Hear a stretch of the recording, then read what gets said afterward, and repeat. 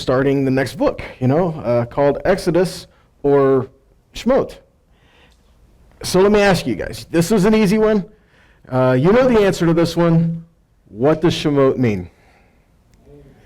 Names. And so in here we find people talk about the Exodus being the central theme or the main theme of this book. Well, if the Exodus was the main theme of the book, then after the Exodus happened, it would be over, right? But there's more that's involved here.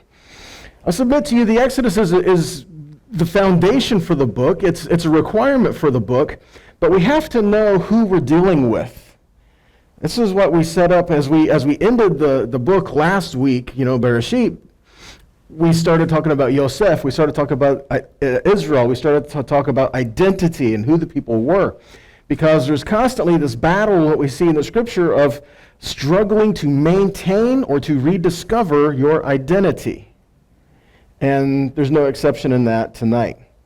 Because we see Shemot, we see names, we see also character. And so what we have in this book is we find the character, the heart, if you will, of Yahweh given to his people.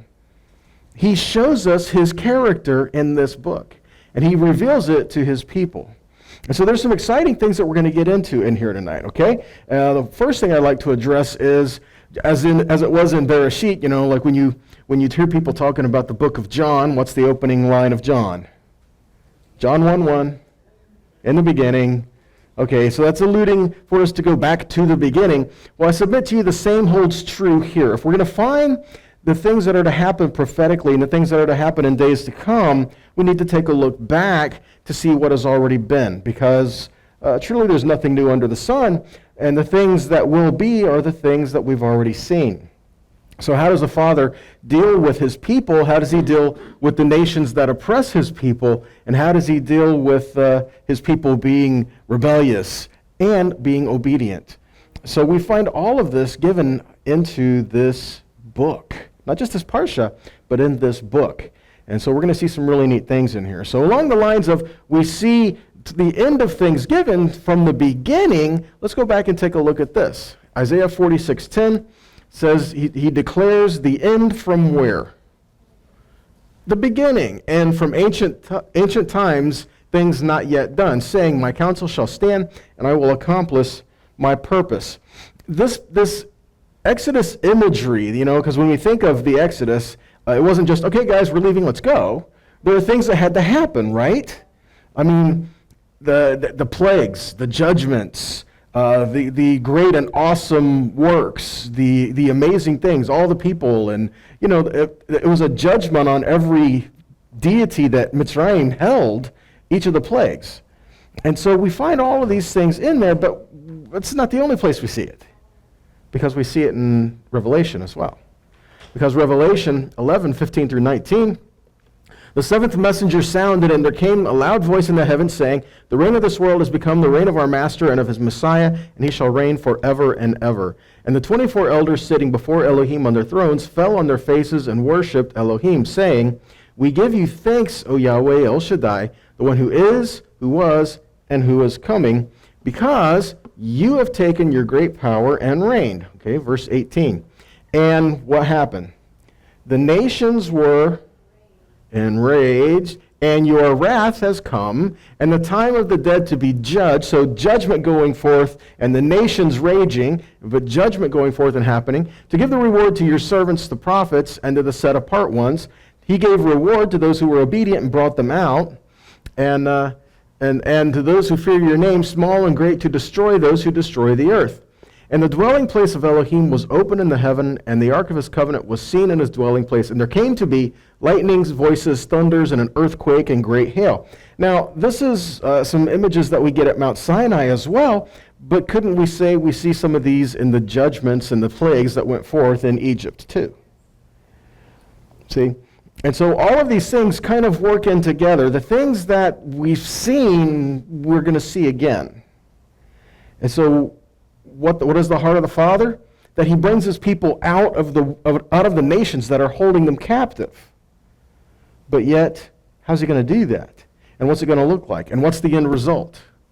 So there's a lot to consider here when you start looking at it. All right, so the name of the book is Shemot. Shemot. Shem is the word for name. Okay, Shem is the word for name. It's also the name for someone's character. Because what you call someone, it's not just a name. Biblically speaking, when you talk about someone's name, it's not just what you call them. You're talking about who they are. You're talking about their attributes. You're talking about their characteristics. You're talking about them as a person, not just what they were called, right?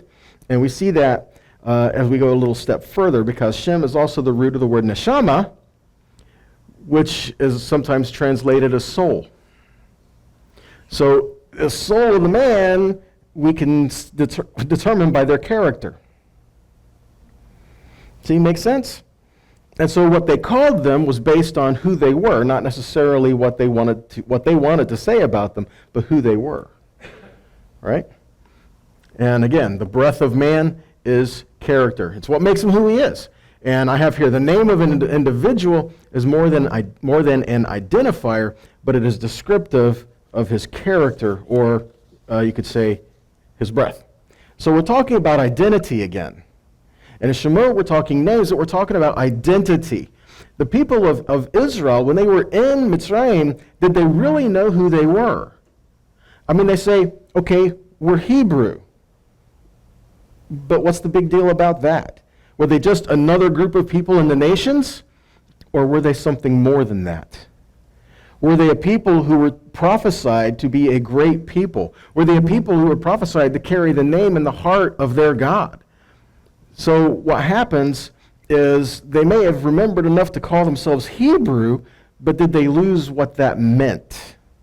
The character of a Hebrew is not to be a slave to Egypt. The character of a Hebrew is to show forth the presence of the God that they serve. Okay? So much like what I have here for us, maybe if remembered their name but forgot where their home was supposed to be. They got comfortable in Egypt. I mean, I know that's a hard thing to fathom. Okay? Comfortable might not be the best choice of words. But when they were leaving and when they're in the wilderness, they wanted to go back to Egypt because they were familiar with their surroundings. Sometimes we get more familiar with our bondage and get uncomfortable with the means of escape of the bondage. Does that make sense? I mean, technically, no, it doesn't really make sense, but we understand we do that. We fear what we don't know. We fear what we don't understand. And so we get comfortable where we're at. And the Father said, where you're at is not where I've called you to be. Your end is not to be here as a slave in Egypt. Your end is not for you and your children to die in bondage. I'm going to bring you out. And no, it's not going to be comfortable, and it's going to be a fight, and it's going to be hard. But just wait till you see the promises I have in store for you.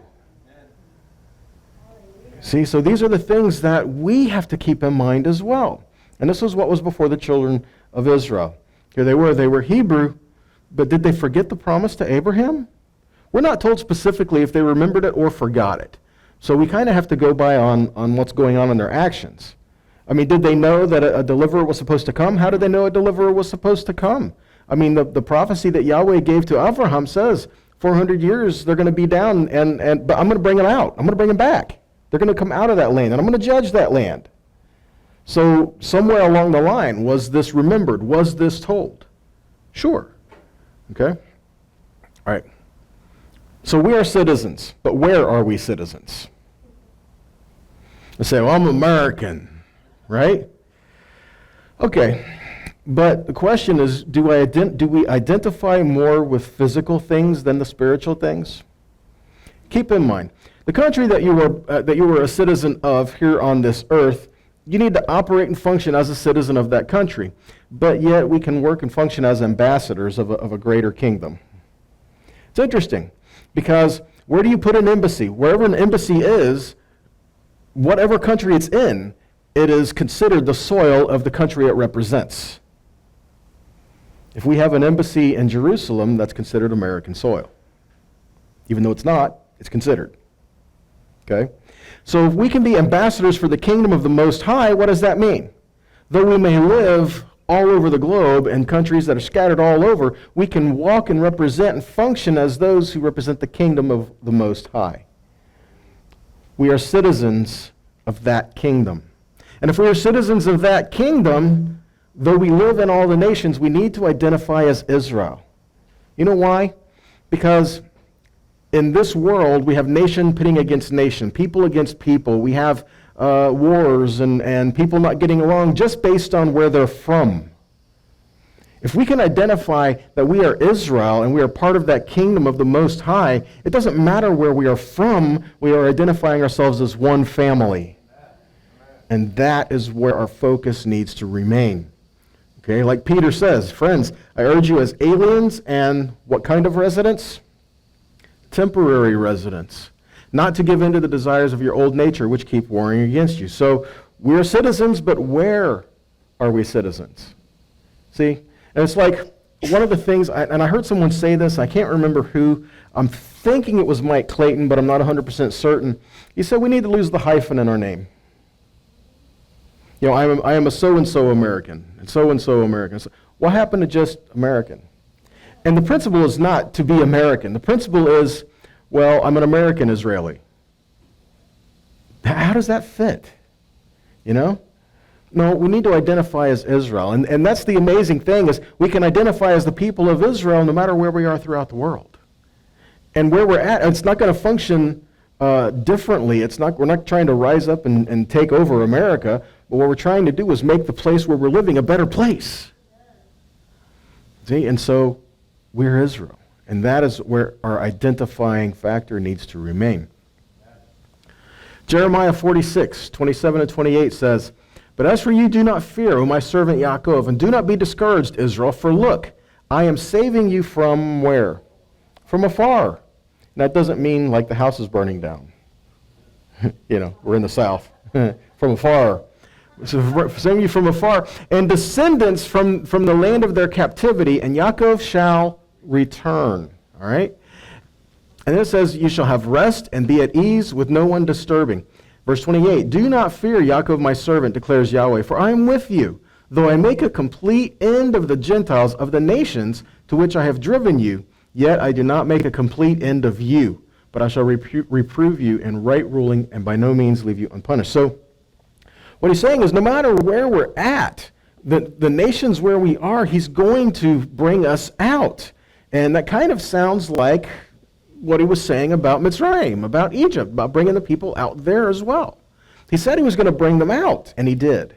He says he's going to bring us out from all over the nations and from wherever we are, and he will. But again, what all does that look like? Exodus 1. So here we are. So these are the names of the children of Israel which came into Egypt. Every man and his household came with him. Each man, each house, each tribe, they came with Israel into Mitzrayim. Understand, they had their own homes.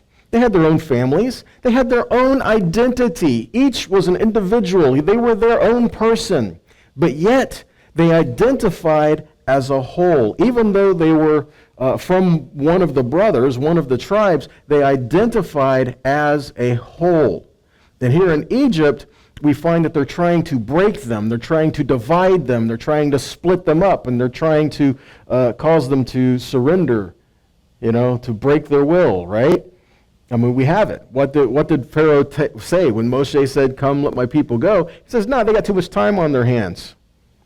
They need to work harder so that way they won't have time to go worship their God, right? So this is it. These are some things that they're addressing. But what we can't forget is that Yahweh made promises to Abraham. And this whole thing about going down to Egypt and coming out of it was just one part of that promise that we're to see. All right? All right, so during the cutting of covenant, Yahweh declared his word, and then he walked between the pieces. We've talked about that before, right? That it was Yahweh, I believe it was Yahweh and Yeshua that walked between the pieces, and it was Yeshua that kept the covenant in Abraham's stead, which is why Galatians 3 makes sense. Okay? So Genesis 15:13. So he says to Avram, know of surety that your seed will be a stranger in a land that is not theirs, and you shall serve them, and shall afflict them 400 years. And also that nation whom they shall serve will I judge, and afterward they shall come out in great substance. And so what we find why did he wait till this blessing, to these promises, why did he wait till making covenant when this animal was split? Because he's trying to show him, though Israel is to be split, though Israel is to be divided, though Israel is attempted to be broken, I will gather Israel and I will bring them out of wherever they are. Though they are oppressed, though even they may have spilled their blood wherever they're at, I will raise them up and I will bring them out. And that is where we have to maintain promise, and that is where we have to maintain hope. In the end, there's only one winner standing, and it's going to be Yahweh. Amen. So, Exodus 1:8. So there arose up a new king over Egypt, which knew not Yosef. So a king that rose up that did not acknowledge or know Yosef and how he played a role in Mitzrayim. Either he didn't know or he didn't care. Right? Now you know how kingdoms are. You have kings and political powers and they're always coming over and taking over each other, and these things are always happening, right? But what we find is somehow there came to be a king that didn't know Yosef. And that could mean he either didn't know who he was or he didn't care to acknowledge him at all. Okay? And either way could be the case. But what happens here is if we don't know the backstory to something, we will act inappropriately and make mistakes based on a skewed understanding of the facts. Sometimes what you see is not what you think you see. That sounds weird, but it's true. Sometimes what we see, we interpret what we see, and that may not necessarily be what's actually going on in front of us.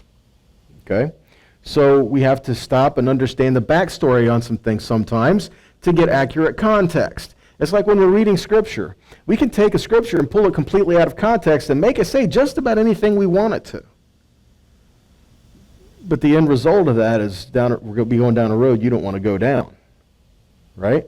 So in order to properly interpret Scripture, sometimes we got to read the whole book. Or sometimes we got to get more information and to see what's the context of what's being said. What's the backstory? All right? So Israel is pictured here as characterless, faceless, bereft of leadership.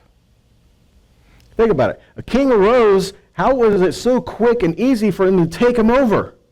How were they so easily oppressed? And there was no leader to actually stand up and lead the people? See, don't get me wrong. We're told in the Scripture that there were elders in Israel, because when Moshe came to Egypt, he first talked to the elders in Israel. So there were elders in Israel. But where were the leaders? Because sometimes you need the people that are going to stand up for what's right and to help lead the people into what is needed to happen. Okay? Sometimes the elders aren't capable of that physically. Right? I mean, Moshe was 120 years old when he passed. And back up a few years when Amalek attacked, was he out there on the battlefield with them? No, even though he did play his part in it, and it was physical, but he didn't go pick up a sword with them. He had a separate role. All right? So sometimes that's the way it is. So not everyone is willing to pay the prices sometimes. So where are the people that were willing to pay the prices to stand up to this Pharaoh who rose up and to say, you're not going to take Israel captive? Granted, Yahweh said this was going to happen. Okay? But the point still remains. So just because he said it's going to happen, does that mean we're supposed to just let it happen when someone's trying to oppress you? I mean, aren't you biblically said you can defend yourself, your home, your family? Again, so all these things play a factor. So, because the shepherds did not hold to their responsibility, the people suffered. Now, that's a lot, isn't it? It says, Ezekiel 34:8, as I live, Adonai Elohim swears, because my sheep have become prey. My sheep have become food for every wild animal, since there was no shepherd. Since my shepherds didn't look for my sheep, and instead my shepherds fed themselves, but not my sheep. Numbers 27:16 and 17 says, let Adonai, God of the spirits of all human beings, appoint a man to be over the community, to go out and to come in ahead of them, to lead them out, to bring them in, so that Adonai's community will not be like sheep without a shepherd. Matthew 9:36 says, when he saw the crowds, he had compassion on them because they were harried and helpless like sheep without a shepherd. Now, the question is, did Yahweh say that there had to be perfect people in place to lead the people, to be shepherds? No. You know why? They don't exist. There's only one who was perfect, that's Yeshua. And if you're looking for faults, you're going to find them. It's just the way it is. We're human. We all have faults. We all have things we're dealing with in our life. We all stumble. We all fall. Things happen. But that doesn't mean that we don't get back up and get back in the course and get back into what we're supposed to do. Right? Scripture says that a righteous man falls. What does he do? If he falls 7 times, he gets back up. Right? So these are the things that we are addressing. So again, in Exodus 1:8, it says, so there arose a king over Egypt. It doesn't say a new king came to be or the succession of leadership, birthed through that. It says one arose. This is implying a takeover. Okay, this is implying a takeover. And here's an interesting thought you may or may not have come across. The Hyksos were foreign invaders who overran Egypt in the 17th century BCE. Okay?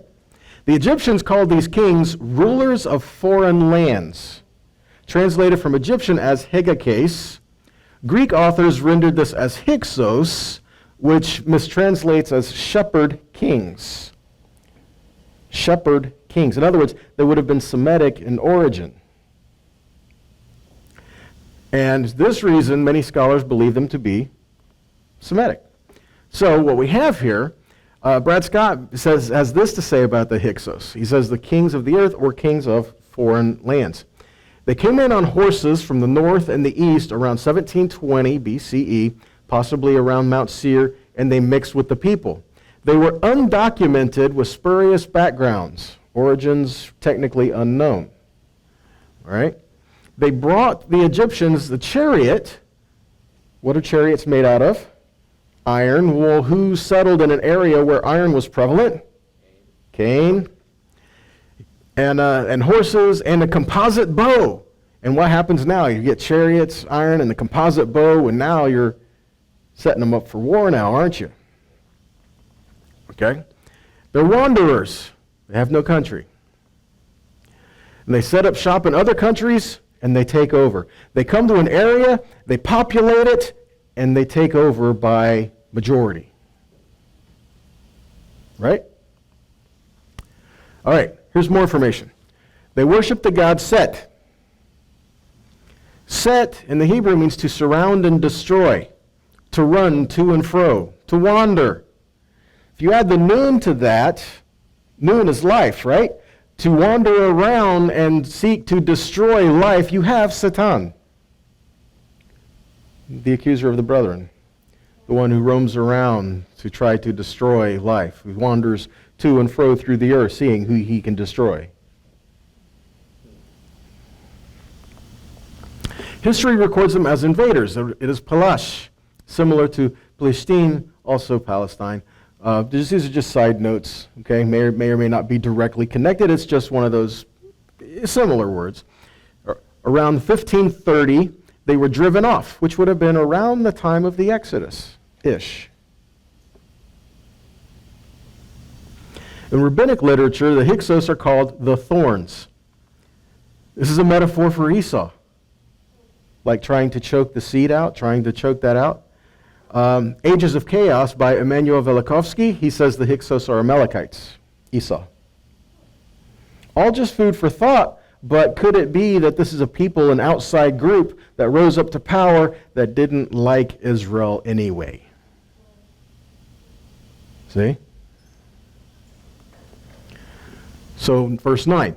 So Pharaoh says to his people, behold, the people of Israel are more and mightier than we. He says, Am b'nei Israel. This is the first time this phrase, Am b'nei Israel, is used.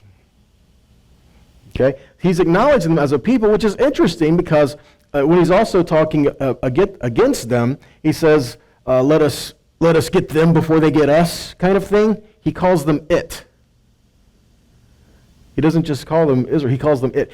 So he's acknowledging them as a people, but at the same time, he's trying to dehumanize them. so that they can oppress them. That's not the first time this has happened, has it? Call them as a certain people so they can identify them, and then call them inhuman so they can oppress them. When else has this happened in history? Yeah. So, Pharaoh recognizes them as a people. But the people were losing their identity in the midst of the hardship. This is what was happening. The people were losing their identity and who they were in the midst of life being hard and difficult. Their faith was struggling because life was hard. And have we ever done that? Yeah, absolutely. Why is it that when things start going, difficult, sometimes we struggle? And it's like we've never been promised that it's going to be very easy. We've never been told it's going to be just a clear road with no problems at all. And then when we're really down, we're faced with the choice of shaking our fist at God or crying out to Him. We have the choice. And then when we're doing great, we say, thanks, God, you got me back on my feet, I don't need you now. See, it's human nature. Okay, it's the way people respond. So again, what about Genesis 12:2? It says, I will make of you a great nation, and I will bless you and make your name great, and you will be a blessing, and I will bless them to bless you. So he says again, I will make you a great nation, Lagoi, and then Gadol, a great nation. So has Israel become a great nation? Absolutely. Even today, even in the time of the Exodus, when they were brought out, they were still a great nation. But even today, they're still a great nation. Look how blessed the people are. I mean, medically, scientifically, agriculturally, I mean, everything that we have. I mean, Israel is forerunners of everything. So the Father is blessing them as a people, is He not? But Israel throughout history has been addressed as many different names. First is Am is a people. Goy is a nation, and some people may take problem or issue with this. Oh, they're not Goy. Okay, but Goy just means nation. Goyim is nations. Okay? So, and again, we find in the scriptures that we've already read, you are going to be a great nation. The word is Goy. Okay? Goy does not mean pagan, so we can't really take issue with that phrase. Okay? Goy just means a nation. Kahal is a congregation or an assembly. Again, this is a gathering together. Edah is a community. And there are others that have been listed calling Israel. But my point is, Israel has been called by many different names, but yet they had not lost their identity as Israel. Even today, whose name are they called by? Israel. Even though we're not seeing the totality of all Israel being gathered back together yet, they are still called by the name of Israel. So when we're grafted in, what are we grafted to? Israel, right? To be a part of that community. So Exodus 1:22. There was going to be a deliverer that is to arise. Pharaoh says he's going to take action against this, and what does he do? Pharaoh gave order to all his people. Notice he says he didn't just give the order to the Hebrews. This order was given to the Egyptians as well. Every boy that is born, throw in the river, but let the girls live. Why would he say, every boy that is born, throw in the river, but let the girls live? Could it be because they were unsure if their deliverer would be Hebrew or Egyptian? Or shall I say, a Hebrew that looked Egyptian? They didn't know where this deliverer for Israel was going to come from. Was he going to come from Israel or these people, or was he going to come from the other nations? Was he going to come from here? Where is he coming from? So to try to cut this off, they killed all the sons that were born. And that's why Moshe was put in the river, right? Matthew 2:16. We also see this. Herod, when he saw that he had been tricked by the wise men, he became furious, and he sent and killed all the male children in Bethlehem and in all the region who were 2 years old or under, according to the time he had ascertained from the wise men. This was the assignment that Pharaoh gave. Essentially, it's really the same thing, right? So what happens with Moshe? Moshe is put in the river, he's put in the basket, or it's ark. The word teva is ark. So he's put in the ark, and he goes down, and Pharaoh's daughter finds him, raises him. She drew him out of the water, thus Moshe, right? And he grew in Mitzrayim, and then he sees an Egyptian beating one of his brothers, which this says something. It's saying that there's a certain point in time when he recognized and realized that he was not Egyptian, that he was Hebrew. I wonder if maybe it could have been the circumcision that gave it away. Right? And the phrase that's used there where he says that he saw this Egyptian beating a Hebrew slave, the word that's used there for beating could very well translate as killing, which Egypt was entitled to do to their slaves. And Moses wanted to step in because he did not want to see that happen. Right? So he killed the Egyptian. And then what did he do? Then he ran. Why? Justice, right? He didn't want Pharaoh coming after him once it was found out that he knew what had happened. So he ran into the wilderness. There he runs into Yitro's daughters. Oh boy. Yitro's shepherd daughters, hardworking women, weren't they? And he met them at a well. Well, there's a lot of stuff going on at the well, isn't there? He met him at the well, and he ran off the shepherds that were trying to run off Yitro's daughters. And he helped water Yitro's flock. And they go back to Yitro, and they're like, this Egyptian came and delivered us. And he's like, where is this man? Why isn't he back here? What, you just left him there? Bring him back in. Let's talk to him, right? And he ends up with Zipporah. And he ends up tending the flock. He's married, he becomes a shepherd, and he forgets about going back to Egypt. Kind of. Because he gets called back.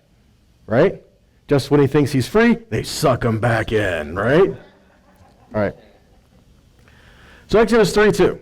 And the angel of Yahweh appeared to him in a flame out of the fire in the midst of the bush. This word for bush is also the word for thorn bush. Keep that in mind. Out of the bush, and he looked, and behold, the bush burned with fire, and the bush was not consumed. So here we are, we're at the burning bush. And it says that it was on fire, but it was not consumed. And this is an interesting thought, because what difference does it make what kind of bush it is? Well, none, really. It was still an amazing sight to see, but how much more depth do we get once we find out that it could very well have been a thorn bush? The word sineh is used meaning a prick or bramble or bush or thorns. What do thorns represent in Scripture? Affliction. Like Avraham. You know, the ram was caught in what kind of bush? He was caught in the thorns, in the thickets, and he was tangled up, right? And what about Yeshua? They gave him a crown of thorns. And so thorns represent affliction. We find in Psalm 91:15 says, when he calls on me, I answer him, and I am with him in distress, and I deliver him and esteem him. So when they cry out in their affliction, Yahweh says he will deliver. And what is happening here? He has heard the cries of the people in Egypt. He has heard their affliction, and the time has now come for him to act on behalf of the promise that he gave. Thus, the deliverer is being prepared to be sent. Okay? Exodus 3:4. And Yahweh saw that he turned aside to see, and Elohim called to him from the midst of the bush and said, Moshe, Moshe, and he said, here I am. So what we have here, to consider this, voices from the bush. Where else do we get pictures like this? Where else do we find things like this happening in Scripture? Voices from the bush. Shemot, Yahweh, right? The voice in the bush. What about the voice from the tree of the knowledge of good and evil? Hasatan, when he was talking to Chava, Eve, he says, what? No, did God really say, don't eat from any tree? So what we have here is two different, very distinct voices coming forth from the bushes or trees, and the question is, which one are you going to listen to? I've heard some people put it, and I'm not really saying one way or the other. I've just heard it said that so this is the tree of the knowledge of good and evil. Maybe the tree of life has thorns on it. Maybe, maybe not. I don't know. It's just midrash, food for thought. So here, there's voices that are coming forth. Which voice from which tree are you going to listen to? And what we find here is Yahweh calls Moshe to go to Mitzrayim and deliver his people. Now, there's a purpose to this deliverance. Okay? The purpose to the deliverance, we say, well, the purpose of the deliverance was to bring them to this place called Israel that he told Abraham. But, okay, guys, that's not exactly what we're looking at here. The purpose of bringing them out of Egypt was to bring them to the mountain. Because once they come out of Egypt, they couldn't go straight to the promise. They were not equipped, they were not prepared. They would have ended up back in bondage. So what he had to do was he had to bring them from Mitzrayim, then he had to bring them to the mountain where he could show them his words, show them his promises, where he could equip them in what they need to walk and to show them how to live. And it's the same thing for us. When the Father redeemed us, he doesn't just turn us loose to our own devices to do whatever we think. He redeems us, and then we have to go to his word to see what his heart and his desires are for us so we could walk in his ways that he says is life, that he says is blessing, and that he says is his heart that he desires to see in the earth. That's our responsibility, right? So we come out from bondage, and we got to go to the mountain. If we bypass the mountain, we're missing the point. All right? And he says, many today want to proclaim faith in Yeshua, but they have no desire to walk in the faith of Yeshua. What does that mean? We say you want to have faith in Yeshua, but then it says we're supposed to walk as he walked, do what he did. And people want to talk about the signs, wonders, and miracles, but don't have anything to say about keeping the Moedim, keeping Shabbat, about, reading the Word, about, any of these things. Exodus 3:12. So he says, I will surely be with you. Hey guys, isn't this strike a chord with what Yosef said last week? Yahweh will surely deliver you from this place. And when you do, bring my bones, right? Well, here, Yahweh is saying, I will surely be with you. Your sign that I have sent you, I love this, the sign that I have sent you will be that when you have led the people out of Egypt, you will worship God on this mountain. Don't you find that amazing? Your sign that I have sent you will be when you've already done it and you bring them back here. See, we don't like that, do we? If we ask God for a sign, no, God, you got to give me a sign before I do anything. In other words, we don't have any faith. God says, I'll give you this sign, but it's going to happen when you get back here. And what did he give them when they came back there and went to the mountain? He gave them his word. What was the sign? The word being inscribed, the word being delivered to them. Essentially, here's the word, now get it in your heart. Right? Isaiah 2:2. And it shall come to pass in the last days that the mountain of Yahweh's house shall be established in the top of the mountains and shall be exalted above the hills, and all nations shall flow to it. Who? All nations shall flow to it. And many people shall go and say, come, let us go up to the mountain of Yahweh, to the house of the God of Yaakov, and he will teach us his ways, and we will walk in his paths. For out of Zion shall go forth the Torah, the law, and the word of Yahweh from Jerusalem. When we go to the mountain, we expect to see his word. When we go to the mountain, we expect to hear his word and to have it directed and established toward us. And if we don't, then we're looking for the wrong things.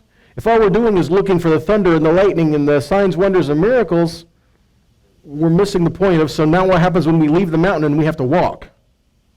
We don't know how. Okay? Exodus 3:13. So Moshe says to God, look, when I appear before the people of Israel and say to them, the God of your ancestors has sent me to you, which is important. He says the God of your ancestors has sent me to you, right? So that's something to keep in mind. And they ask me, what is his name? What am I to tell them? Well, there's a lot of questions that can be directed right here at this point. When he says, what is his name, Do they want to know literally what name he is called by, or do they want to know about whose authority are you here by? Do they want to know the character of the God that had sent him? Do they want to know, so what does he say he's going to do?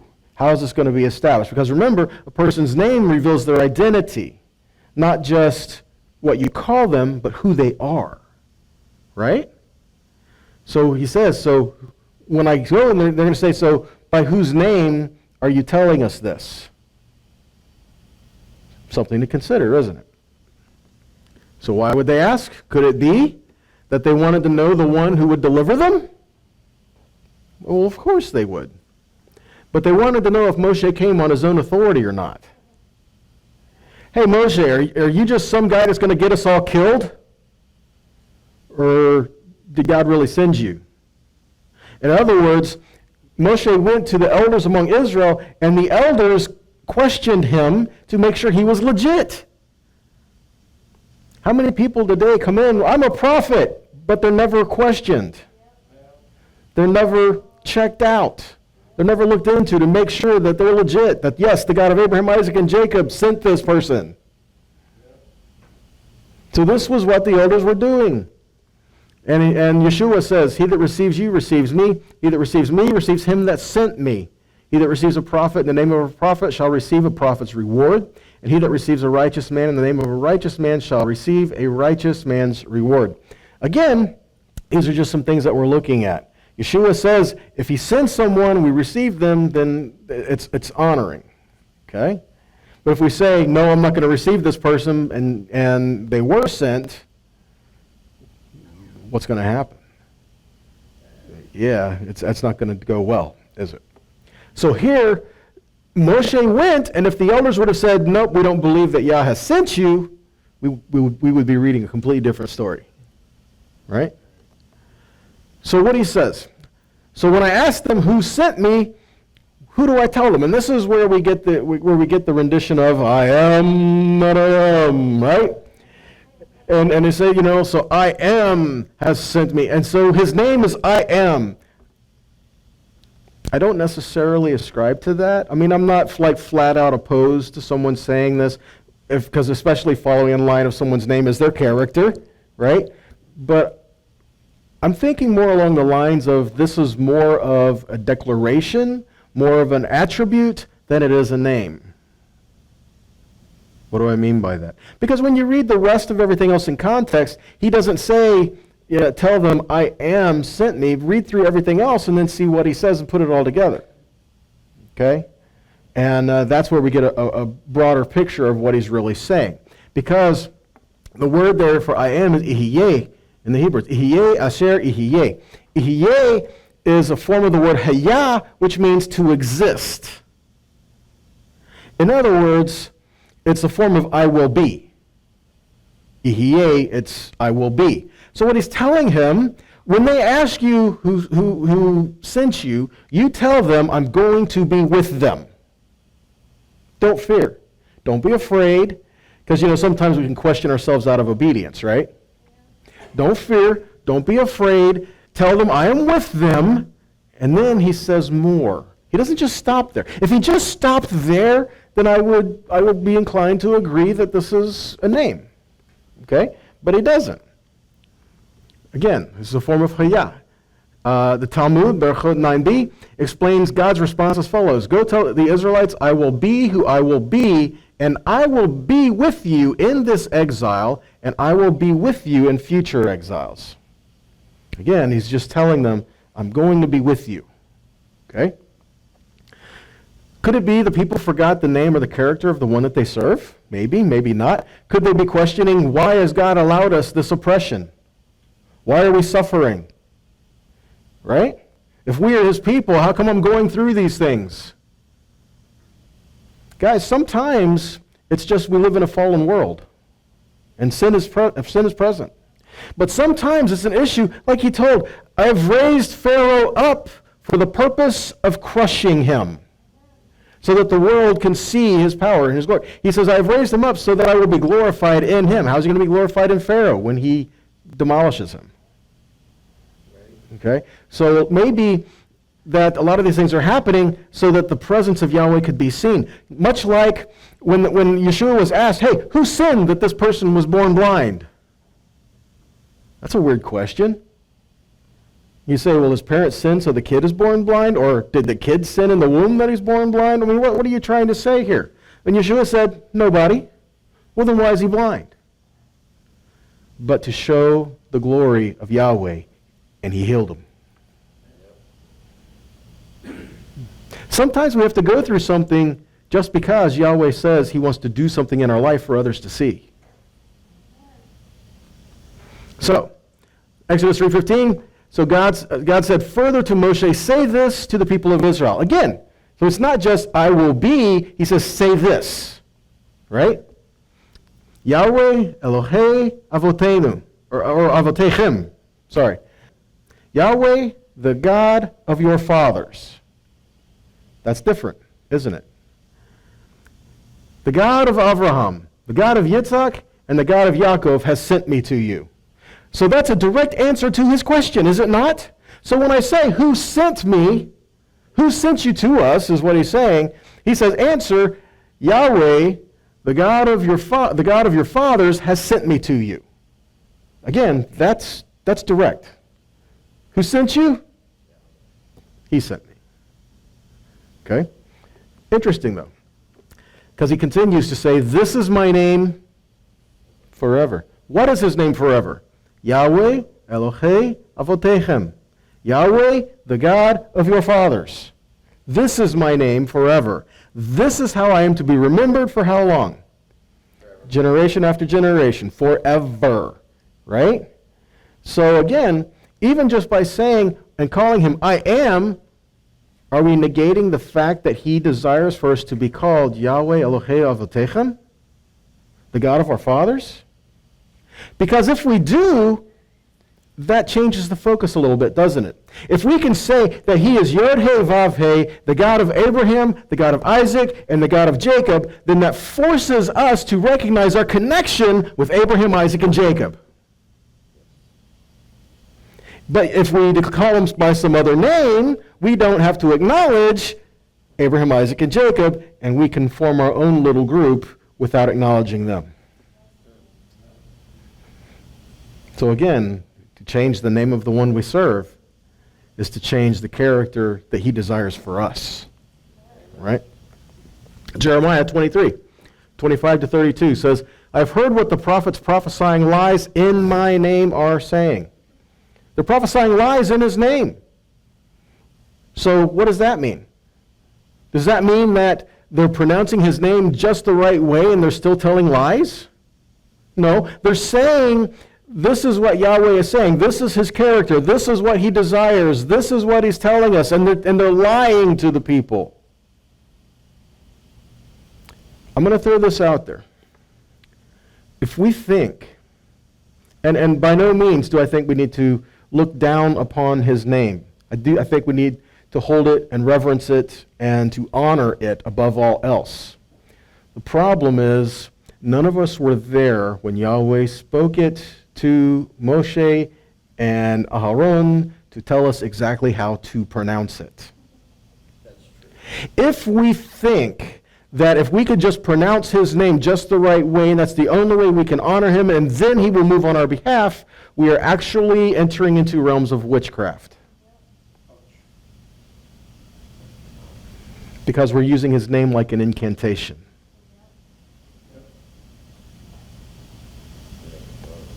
To operate in his name is to operate in his character. And further, Scripture says that he will come back with a name nobody knows but himself. I think that's something to consider. I think we need to honor him the best we can with what we have. We need to honor him with the revelation that we have that he's given us. And let's face it, there's a point that we all could be wrong. Nonetheless, because we do not have the absolute, we need to be careful to not be extremely dogmatic about what someone has saying. Well, we say it this way, that way, or the other way. because there we're just bordering divisiveness and getting into other things that we really shouldn't be anyway as well. We need to be tempered in the heart of the Father, okay? And we need to operate in his name more than we need to make sure we're calling him by the right name. Because if we're operating in his name, I believe he will reveal his name to his people. At the right time, everything's going to be revealed anyway. Right? So they're saying, I've had a dream, I've had a dream. And how long will this go on? Is my word in the hearts of the prophets who are prophesying lies, who are prophesying the deceit of their own minds? The prophets are prophesying out of their own minds, out of their own hearts, out of their own things. And the people are eating it up.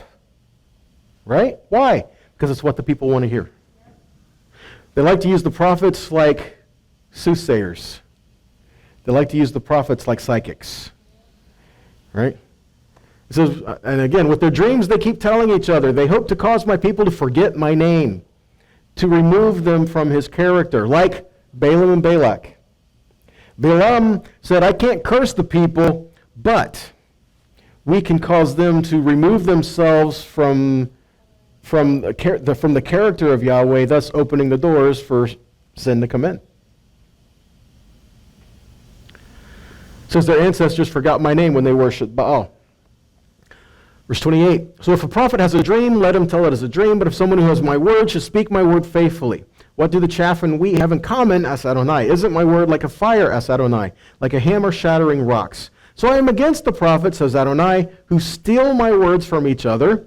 Verse 31, I am against the prophets, says Adonai, who speak their own words and add, he says. Notice this. Yahweh is not speaking against prophets. He's speaking against certain prophets. False prophets. Okay? It says, I am against those who concoct prophecies out of fake dreams or visions, says Adonai. They tell them, and by their lies and arrogance, they lead my people astray. I didn't send them, I didn't commission them, and they don't do this people any good at all, says Adonai. 2 Chronicles 7:14 says, if my people who what? Bear my name. He doesn't say if my people who speak my name. If my people who bear my name, who wear my name, who have my name in them. If my people who are called by my name will humble themselves. So that's a big problem, isn't it? Because the more we think we know, the more proud and arrogant we get. But we're not going to cause anything to happen until we become humble. Amazing thing about being humble. Either you have it or you don't. And if you're not, God can work it in you. Right? Who humble themselves, pray, seek my face, turn from their evil ways. I will hear from heaven, forgive their sin, and do what? Heal their land. Psalm 91:14. Because he loves me, I will rescue him. Because he knows my name, I will protect him. What does it mean, because he knows my name, I will protect him? Does it mean that he has to know exactly how it's pronounced, or does it mean he knows who he is? He knows the God that he serves. I will rescue him. Because he knows my name, I will protect him.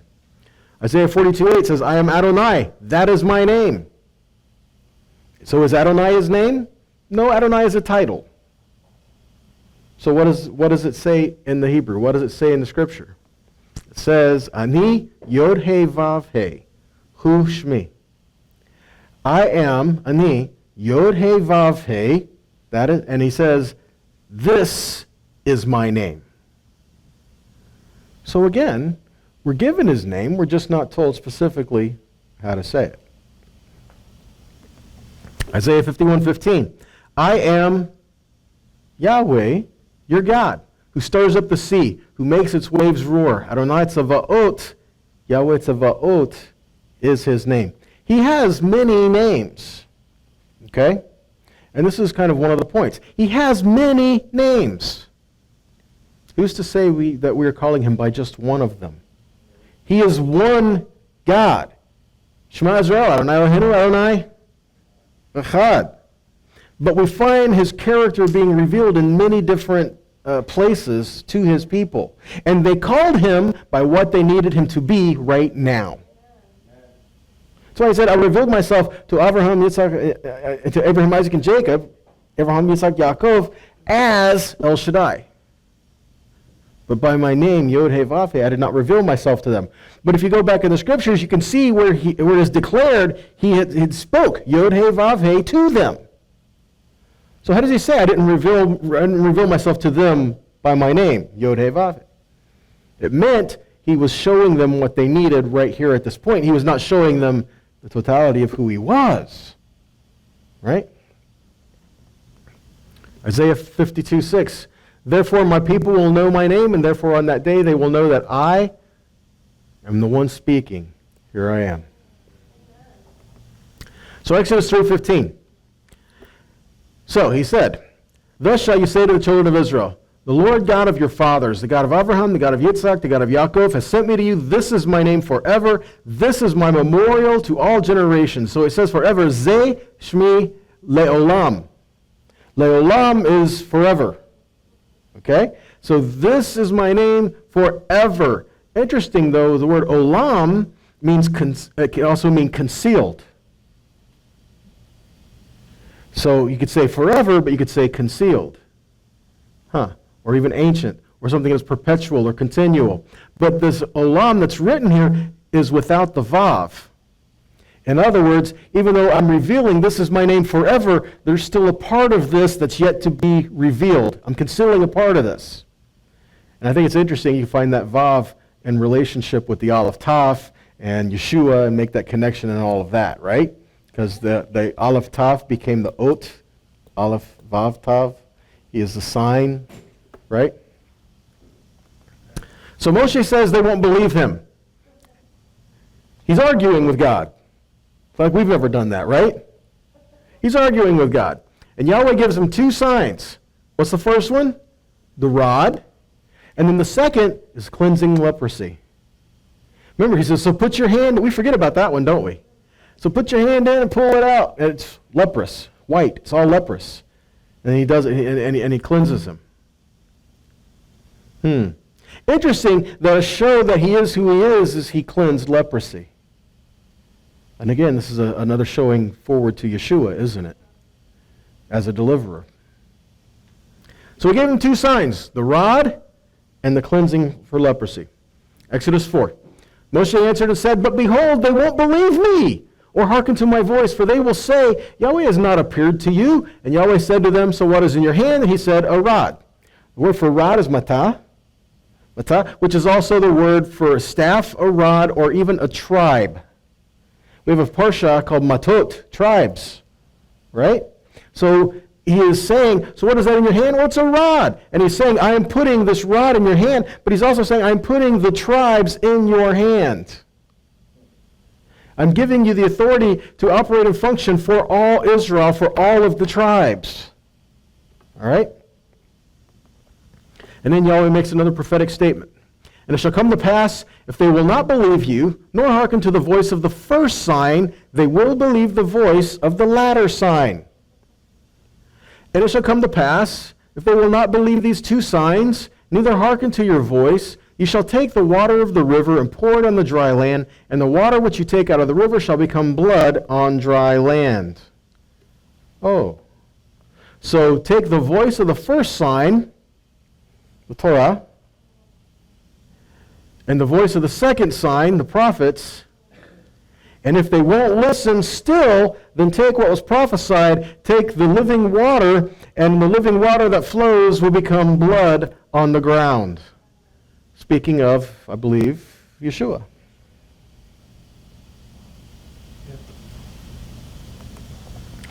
So hearken to the voice of the first sign and believe the voice of the second sign.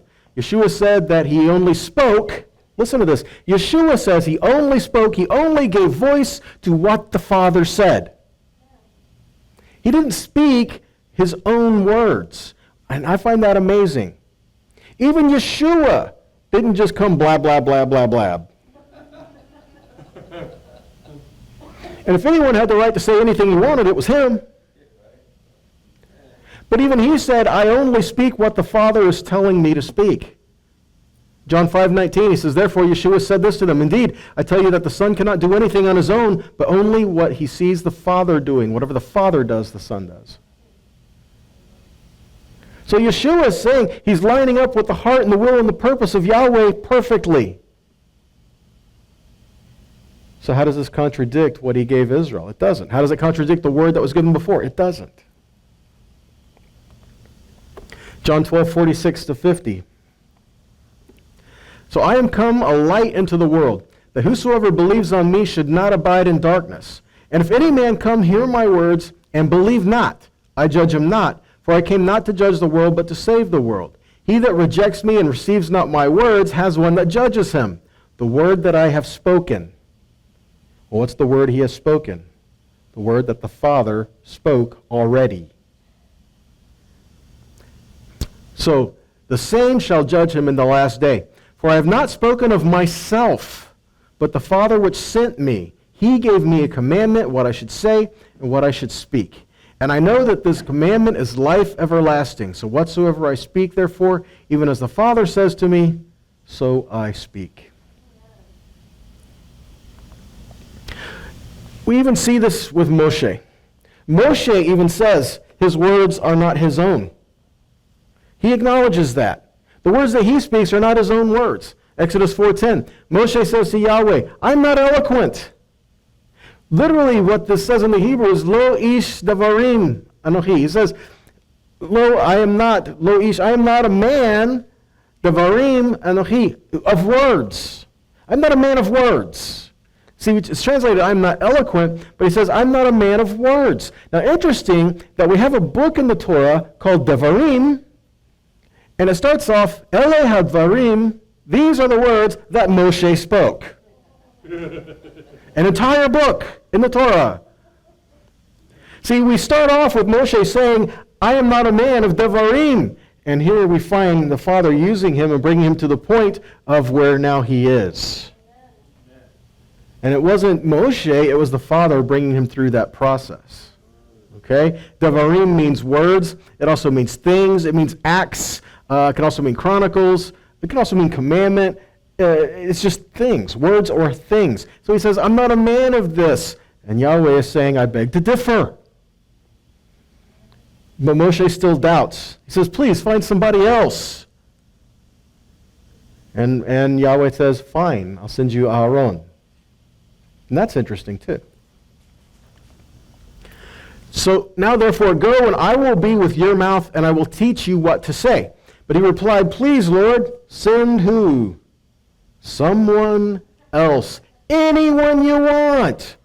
Interesting. Lord, send someone else. Anyone you want. He says, but I chose you. I am sending anyone I want. How many times do we see that the Father's desiring things for our life, but we're talking ourselves out of it? And maybe he's just saying, I want you to do this. It's not that he can't use somebody else. It's that he chose you. Okay? At this, Adonai's anger blazed up against him, and he says, don't you have a brother, Aharon the Levi? I know he's a good speaker. In fact, here he's coming out to meet you, and he'll be happy to see you. Now he says something interesting following through. You will speak to him, and I will, and you will speak to him and put the words in his mouth. And I will be with your mouth and his, teaching you both what to do. Thus, he will be your spokesman to the people. In effect, for you, he will be a mouth. And for him, you will be like God. This is an amazing statement. What he's literally saying is, I will put my words in your mouth. You will turn, give those words to Aharon, and Aharon will give those words to the people, and that I will be teaching both of you and all of you along the way through this process. You will be a representative of Yahweh to Aharon, and Aharon will be a representative to the people. Pretty amazing, really, when you think about it. Because, and this is one of the reasons why we find in the scripture, Yahweh said to Moshe, Moshe says to Aaron, Aaron says to his sons, or Aaron says to his sons and the people, Aaron says to Israel. I mean, a lot of this. As a matter of fact, when you read the story, when they go before Pharaoh, most of the time Aaron does the talking. which is just something we don't really catch when we're reading it because the movie says otherwise. Guys, trust me, the book's better than the movie. All right? So we don't catch things like that because what we have is literally a spiritual CPR going on here. Yahweh is breathing his words into Moshe. And Moshe is just taking those same words and turning them and giving them to Aaron. They're breathing life. They're giving the words of the living God out there. And think about this. In the beginning, God said, and he created.